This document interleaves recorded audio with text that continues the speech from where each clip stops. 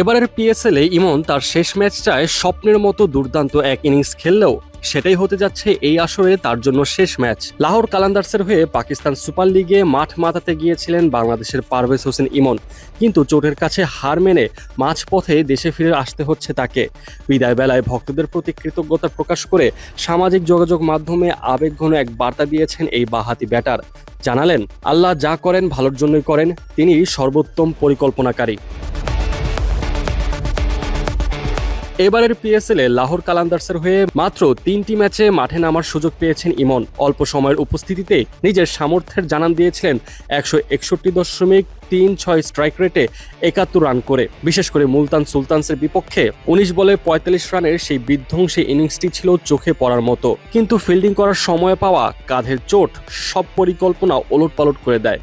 ইসলামাবাদের বিপক্ষে সতর্কতা হিসাবে তাকে বসিয়ে রাখা হলেও শেষ পর্যন্ত জানা যায় চোটের ধরন গুরুতর, ফলে টুর্নামেন্টের বাকি অংশে আর তার খেলার সম্ভব হচ্ছে না।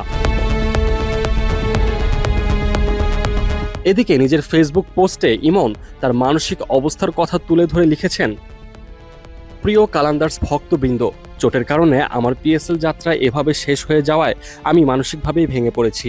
এই সুযোগটি নিয়ে আমি খুব রোমাঞ্চিত ছিলাম এবং নিজের ছন্দেও ফিরেছিলাম। তবে আল্লাহ যা করেন ভালোর জন্যই করেন, তিনি সর্বোত্তম পরিকল্পনাকারী।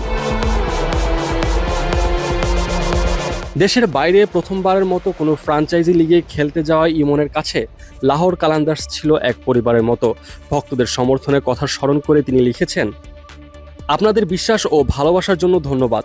দুঃখ লাগছে যে পুরো পথটা আপনাদের সাথে থাকতে পারলাম না, তবে আমি দলের খেলা দেখব এবং সব সময় সমর্থন দিয়ে যাব। ইনশাল্লাহ দ্রুত আবার দেখা হবে।